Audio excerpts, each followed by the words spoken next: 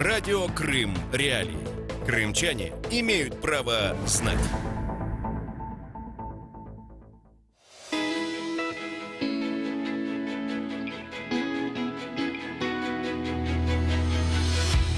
Интервью в эфире Радио Крым Реалии. Приветствую всех, кто в это время суток присоединился к нашему эфиру. Напомню, что вы слушаете радио Крым Реалии. Делать это на территории Северного Крыма можно на частоте 105,9 FM. А также можете круглосуточно слушать нас на сайте Крым Реалии, либо читать там материалы, которые выходят по итогам наших программ. Эти материалы выходят как на русском, так и на украинском и на крымско-татарском языках. С вами Александр Янковский. Я представляю гостя нашей студии. Это Искандер Бариев, член Меджлиса крымско-татарского народа, глава Комитета защиты прав крымско-татарского народа. Искандер, приветствую вас. Добрый вечер. Искандер, ну о чем мы поговорим сегодня? Дело, я сейчас расскажу нашим радиослушателям буквально в двух словах, о чем мы будем говорить. Значит, Крымско-татарский ресурсный центр представил итоги и анализ нарушений прав человека в Крыму за первый квартал 2019 года.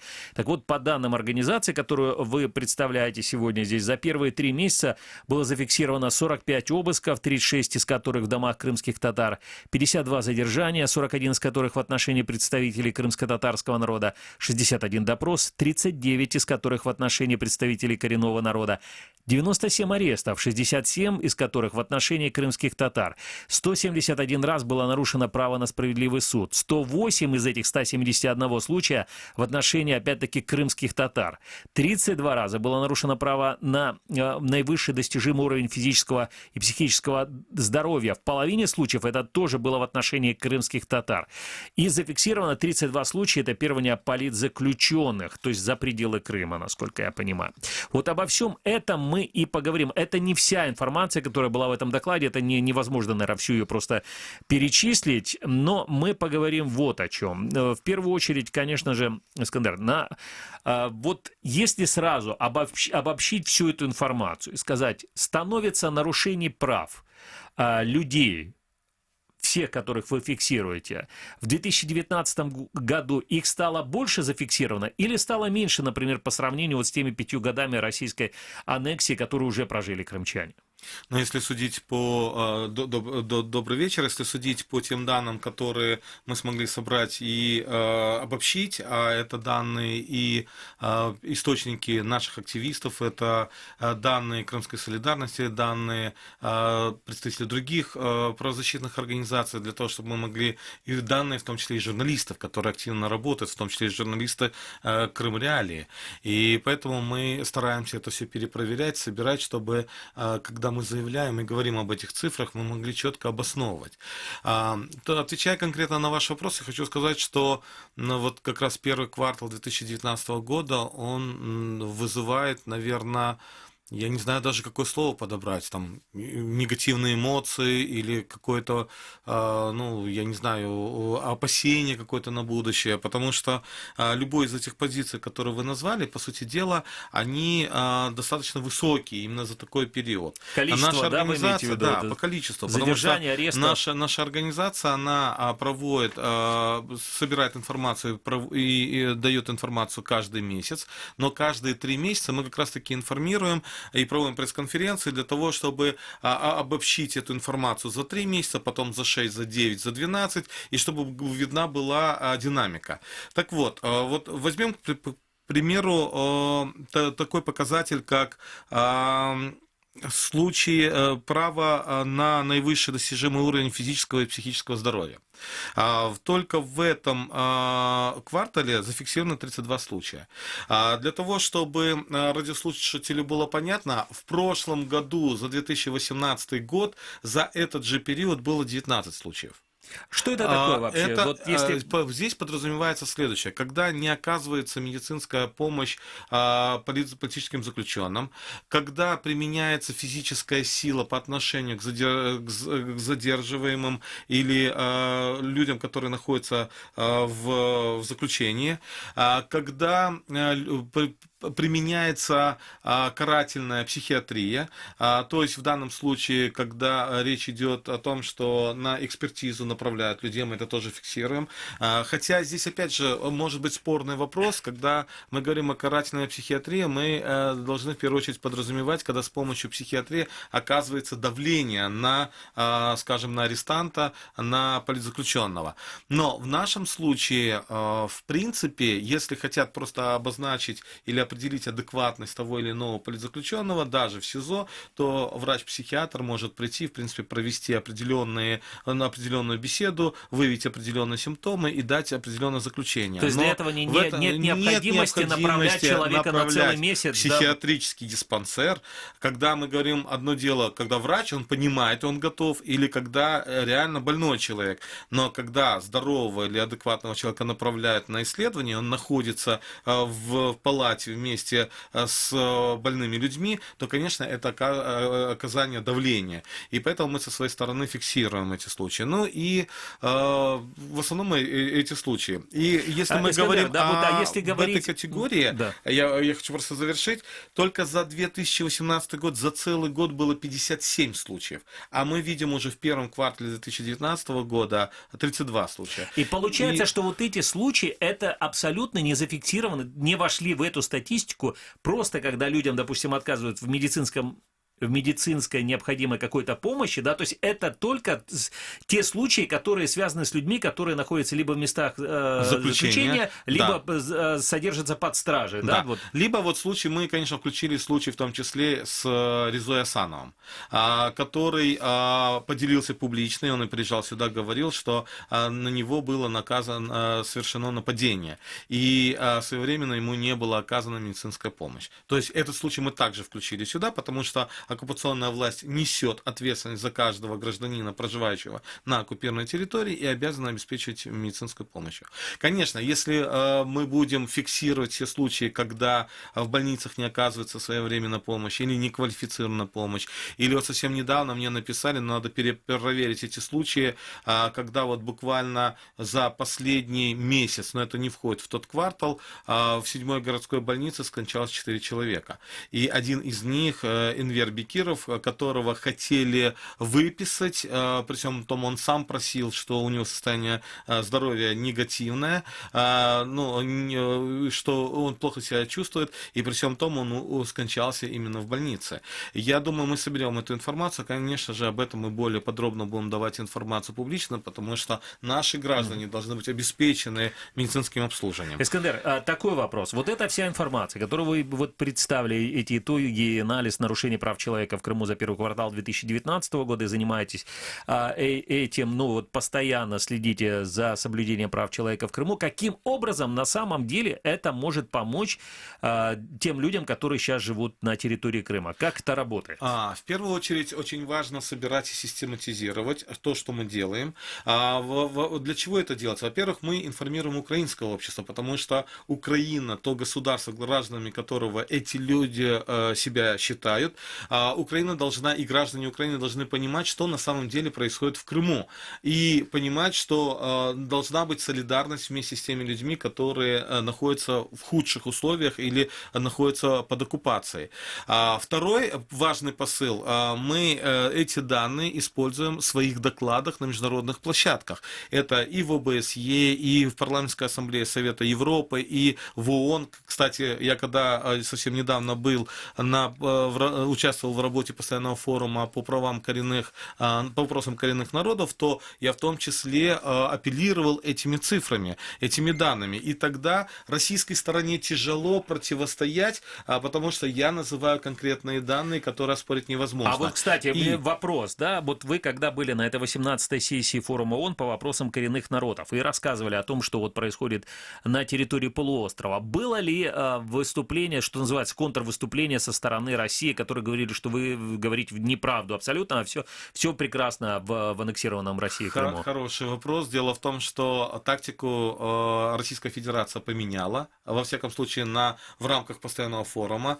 Я помню 2016 год, когда они на каждое наше выступление реагировали, причем они массово приезжают на этот форум, и в том числе они привозят те коренные народы или под видом некоторых коренных народов Российской Федерации, которые позиционируют позитивную российскую политику в отношении коренных народов.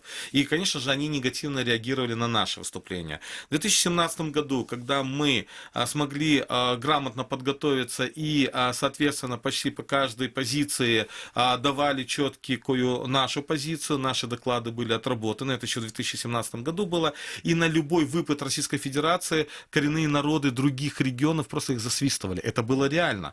И вот уже в эти годы, и в частности в 2019 году, когда мы принимали участие, то реакции как таковой не было со стороны Российской Федерации. То есть они делали вид, как будто бы все проходит мимо них, и единственное, они больше позиционировали на позитивных каких-то вещах, о которых говорили люди, привезенные ими специально. А из Крыма они привозили, допустим, в этом Нет, году они из людей? Крыма не привозили, и я думаю, что в ближайшее время, скорее всего, они не будут привозить, потому что здесь принципиальная позиция Российской Федерации не признавать крымско-татарский народ как коренной народ Это с этим Крыма. связано-то. Конечно, потому что если они привезут крымских татар, то таким образом они признают, что крымские татары являются коренным народом Крыма.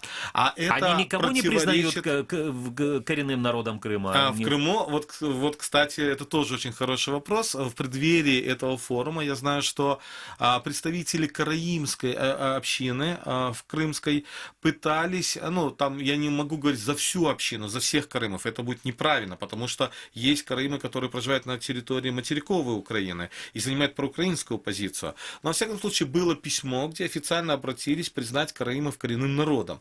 А в соответствии с законодательством Российской Федерации коренным народом считаются малочисленные народы до 50 тысяч. Караимы, как вы знаете, их насчитывалось в Крыму где-то 1200-1300 человек всего лишь. Но при всем том, как же они ответили на это письмо? Что они не могут признать караимов коренным народом только потому, что караимы не занимаются, скажем, традиционным образом жизни, не ведут традиционное хозяйствование и не относятся к племенным народам. На ответ повторный был ответ о том, что все-таки караимы представляют всего 1200 человек, что они сформировались в Крыму, и традиционно они занимались там вопросами, скажем, обмена, валюты. Но это и они так же не далее. занимались какими-то охотой Но, и и вот они говорят, что в Сибири. и попытались написать, что они занимались какой-то охотой в горах, что-то такое. И им ответили, что караимы же не занимали, у нас в законодательстве не написано, что охотой в горах, а именно рыболовством не занимаются и так далее. То есть мы видим, скажем, манипуляцию российским законодательством к тому или иному народу так, как им выгодно.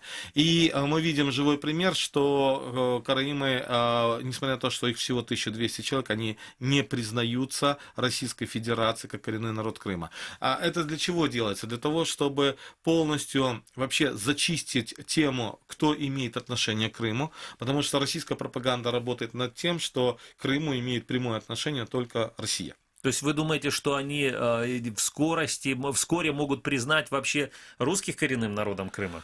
Они пытаются это сделать. Но это не малочисленный народ, это на самом деле у них ситуация по коренным народам. Они считают русских коренным народом Дагестана. Там, как вы знаете, если вы знаете, или вот для радиослушателей, в Дагестане на самом деле проживает более 32 народов.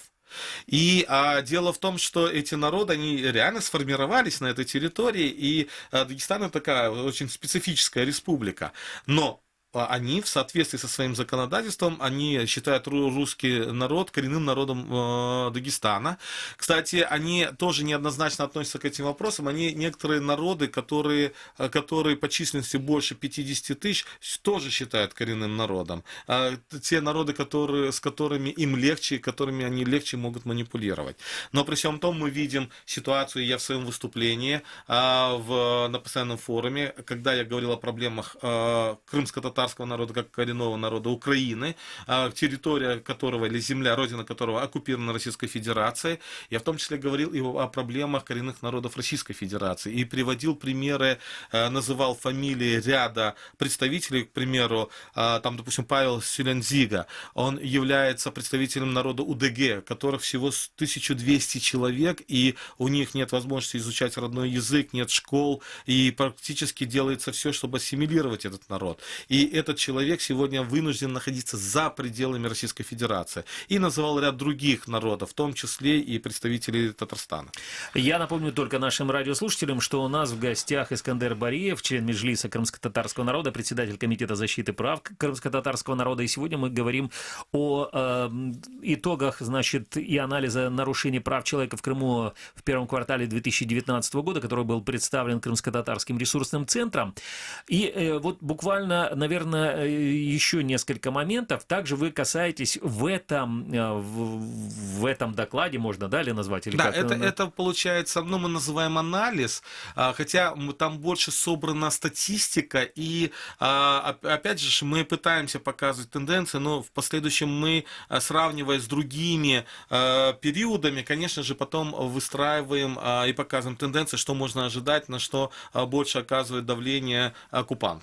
Вот вы говорите в этом докладе, что 171 раз было нарушено право на справедливый суд, 108 из которых в отношении представителей коренного крымско-татарского народа. В чем заключается это нарушение права на справедливый суд? Право на справедливый суд — это когда продлеваются системно, даже систематически продлеваются сроки пребывания в заключении тех политзаключенных, которые находятся сегодня в тюрьмах, когда те апелляционные жалобы не рассматриваются, либо отклоняются.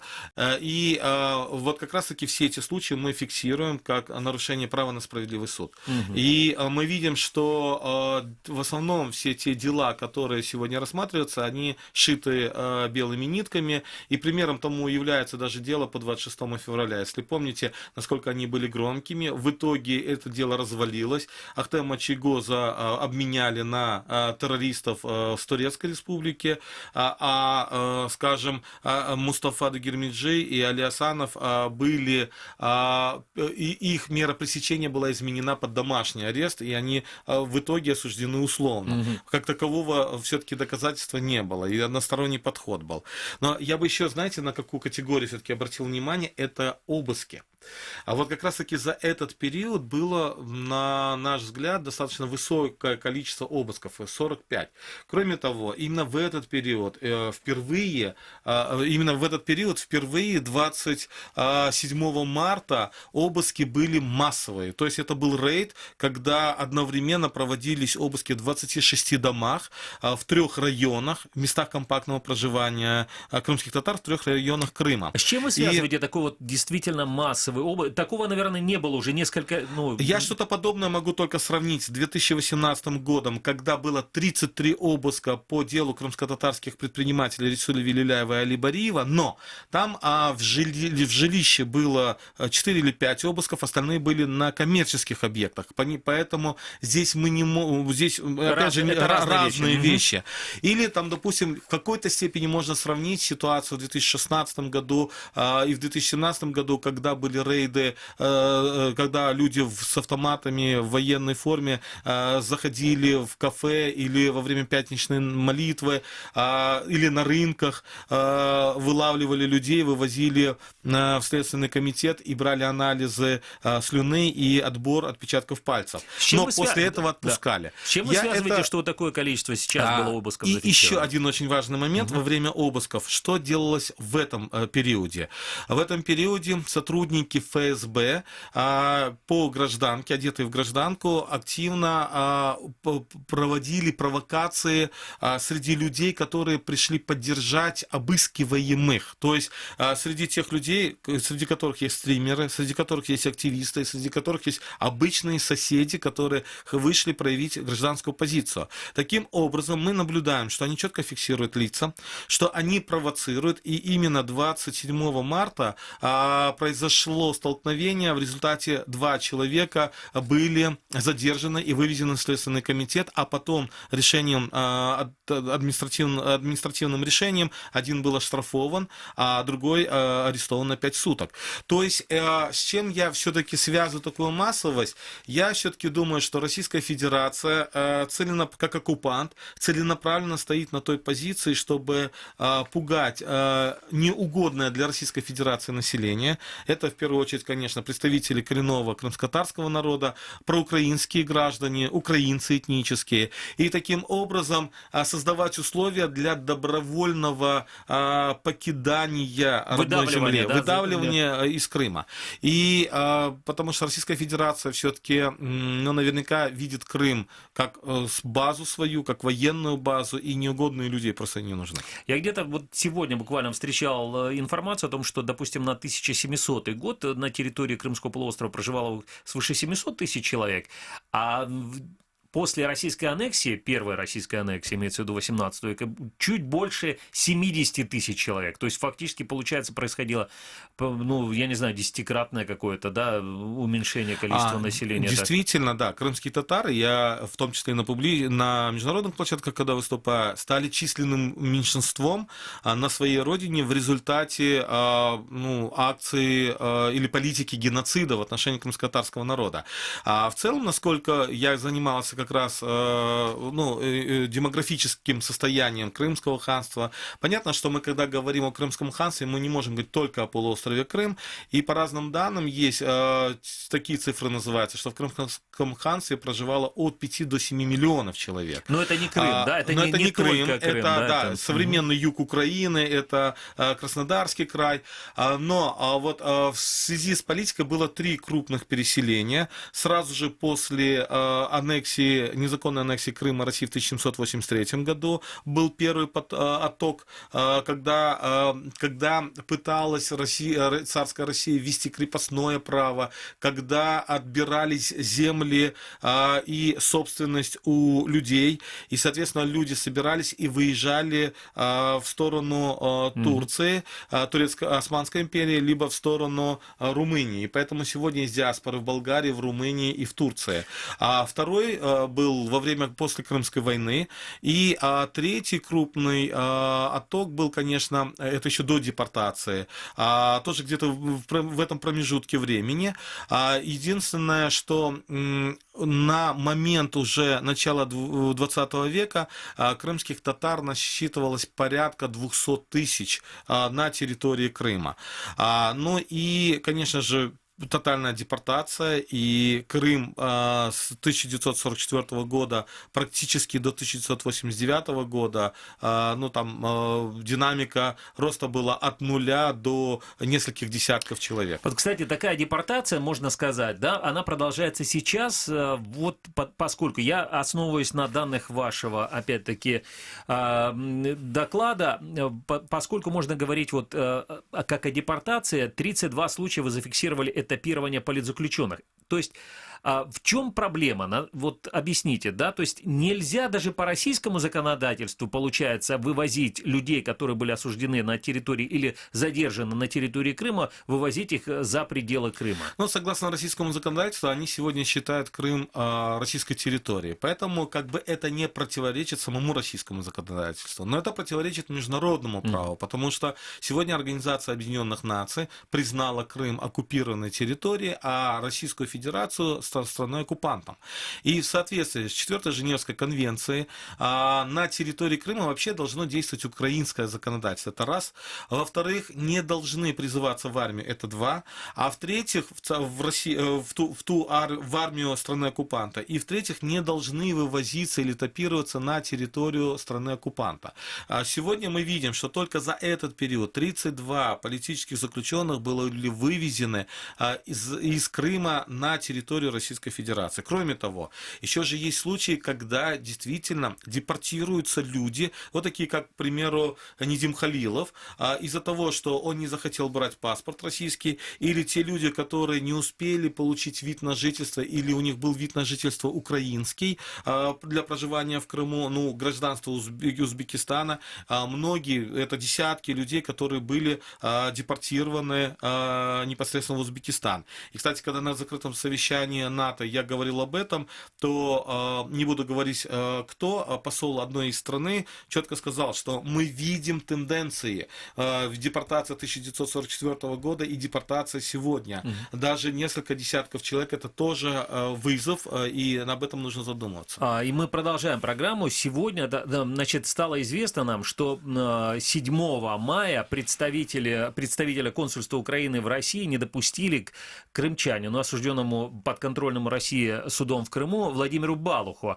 Причиной отказа сотрудники колонии назвали то, что по информации Федеральной службы исполнения наказаний Балух является, оказалось, вдруг, по их информации, гражданином России. Правда, никакой подтверждающей этой информации предоставлено не было. Далее прямая речь Ольги Скрипник, представительницы Крымской правозащитной группы.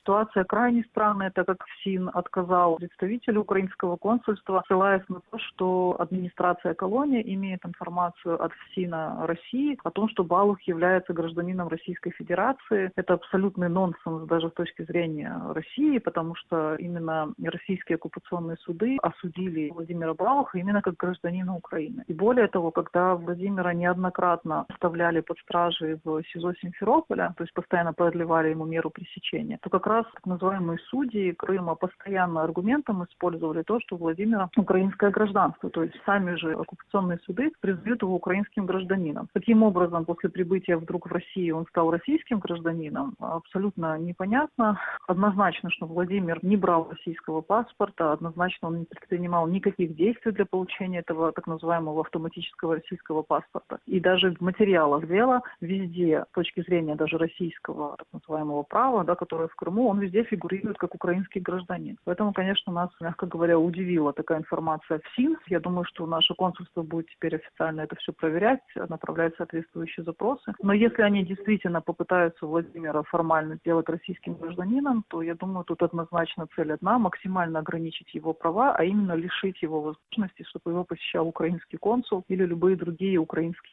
представители. Как именно они это сделают, не знаю. Придумают ему и сделают сами российский паспорт. Похожая ситуация была, кстати, с Олегом Сенцовым, когда он находился в СИЗО, вдруг у него оказался российский паспорт, который, понятное дело, что миграционная служба России сделала без его ведома. Поэтому мы, конечно, не исключаем, что такое может быть и с Владимиром Балухом, но однозначно это только для того, чтобы максимально ограничить его права, особенно в общении с украинскими консулами.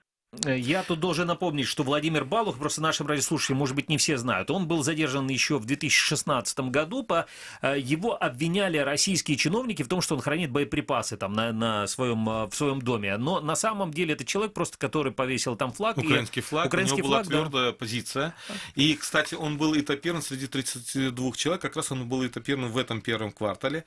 Я вот как раз Ольга и сказала о том, что это не первый случай, на самом деле, когда Российская Федерация пытается считать или считает вот наших граждан украинских, которых арестовала в Крыму, гражданами Российской Федерации. Но они же как бы нас, как крепостных, вот всех нас считают то, что мы имели прописку на момент оккупации. Но ни я, ни вы, мы не признали, не признаем, что мы являемся российскими гражданами, как и Балух.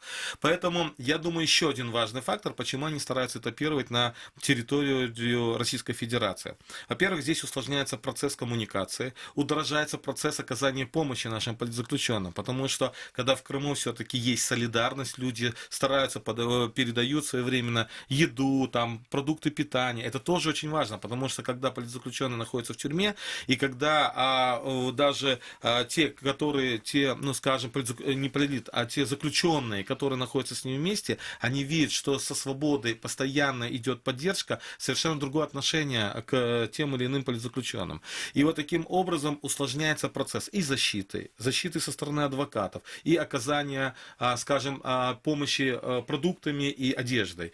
И мы видим, кроме того, и стараются препятствовать всячески доступу наших консулов или наших дипломатов для того, чтобы оказать поддержку. Поэтому в этом плане мы еще работаем над другой программой. Конечно, она не очень легко у нас сейчас получается, для того, чтобы известные западные политики брали на себя шефство над политическими заключенными, политическое шефство, для того, чтобы они могли в том числе посещать их уже на территории Российской Федерации в колониях. И это очень важный будет посыл, дабы хотя бы сохранить их здоровье, дабы, чтобы над ними не проводился тортур, потому что для нас, для всех очень важно, чтобы наши политзаключенные вернулись к своим детям, во всяком случае, хотя бы физически здоровыми. Хотя мы понимаем, что в всех условиях здоровье сохранить сложно.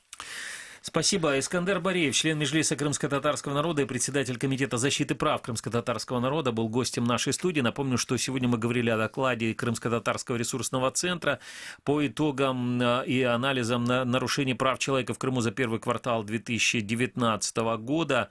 Но на самом деле их очень много, этих нарушений прав человека. И вот Искандер, я надеюсь, вам сегодня объяснил, почему важно об этом знать, почему это важно собирать и важно рассказывать об этом не только в Крыму, но и по всему миру. Всего вам доброго.